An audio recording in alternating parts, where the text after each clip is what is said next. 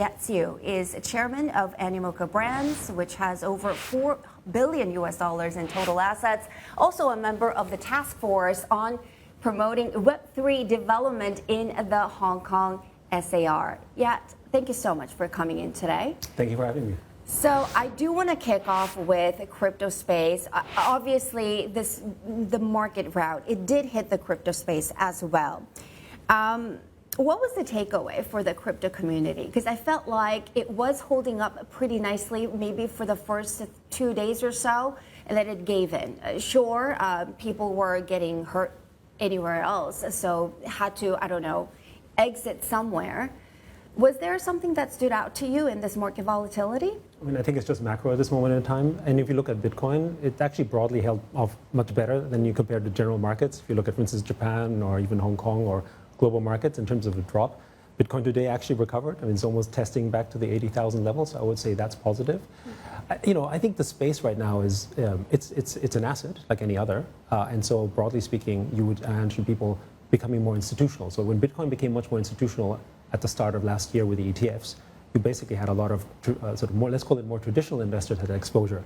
And so if they need liquidity because of capital calls, liquidations, all that kind of stuff, they're going to basically affect markets broadly. And in this case, Bitcoin is no exception. But again, I would say that Bitcoin has done largely better. It's a bit different for altcoins, but for Bitcoin in particular, I think it's held up quite well. You know, overnight, I was reading some, obviously on the stock market volatility, because the stock market is so volatile that now people are looking at, I don't know, hard assets like real estate for now, really bracing for some kind of recession type kind of scenario. I wonder if your project, digital property rights, could that become a place to hide? So. It is. And let me tell you why. I mean, at the end of the day, one thing we know for sure is that we're all going to be just more digital, not less. As much as some pundits might say, oh, we should be spending less on time, we're actually statistically spending more time online. Our lives are more dependent digitally. We're much more virtual if you look at the rest of the world. And we're trying to bring more people onto the virtual world, not off it, right? So all the value is already there. The network effects, think about the most valuable companies today, Apple, Facebook, Google, they're all digital companies. So we need to be actually more online. And I think the digital property is the one thing that we can have access to that most people don't have yet. So I think of this as a wealth creation opportunity. Give us the picture that you have in your vision. If it actually comes true, maybe 10 years from now, tell me what users are doing and what they're owning, and speak to us as we are CEOs of companies bracing for that future scenario. Imagine a future where everyone essentially is a member, is also owner of the network. So when we think about tokenization, which is really what Web3 enables, it's not just specifically about you owning items in a game or maybe owning Bitcoin. That's one aspect of it. It's really about a new kind of capitalism where everyone can own a piece of the network they partake in. So right now we have a big problem, which is that most of the world is dependent on these platforms like Apple, Facebook, or Google, and we're renting their platforms. They're actually sort of extracting value from us, and we get nothing for it. In Web3, through tokenizations, value actually gets paid back to us, and that's the future.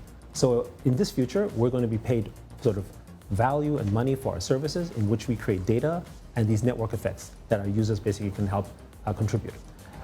You post photos on Instagram, you have maybe thousands of followers. How much does Instagram pay you for that activity? Zero, right? You don't get any value for it. And that's basically how we paint the future. So if you're the CEO and you're not doing anything in Web3 in your business, actually from a user acquisition standpoint, this is how you build your frameworks. For instance, if you want to have fans, like the future we don't think is just customers. The future is fans. You want to have really powerful connections with your customers, and you do this through ownership. Tokenization is a way to do that.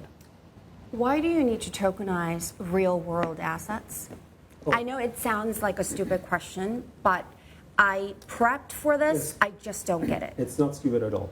So one of the most popular examples of real-world assets are stablecoins. But just think about how much people are transacting in costs of money from people who are unbanked. Right. So for instance, in a place like Africa, billions of dollars is being sent on these SWIFT payment systems, because when you send money from Nigeria to Tanzania, you send it to America and then basically route it around, pay fees and come back. Versus in the stablecoin, you can just do this directly. Right. In fact, I was just in the US, I was just transferring something to someone who didn't have a bank account with Western Union, and it was costing something like $30 or $40 to send like $500. Whereas the stablecoin, you can just do that in an instant. So I think that's one obvious example. But also the other area of real world assets is you can take expensive assets that aren't accessible. It democratizes access to it. So for instance, when sort of we tokenized the Stradivarius, which is an expensive violin, actually what we enabled was access to other people who would love an instrument like this but can't afford the millions of dollars, but they know that it's an appreciating asset because historically it goes up about 12-14% a year, and they could partake in it. Plus, they have an emotional connection to this. So I think real-world assets is, tokenization opens up different types of asset classes. But the biggest thing, and I think this is the criticism a lot of people have, but it's virtual, it's not real. Well, intellectual property is not real, right? Trademarks is not real. These are constructs that are purely in our head, in our imagination.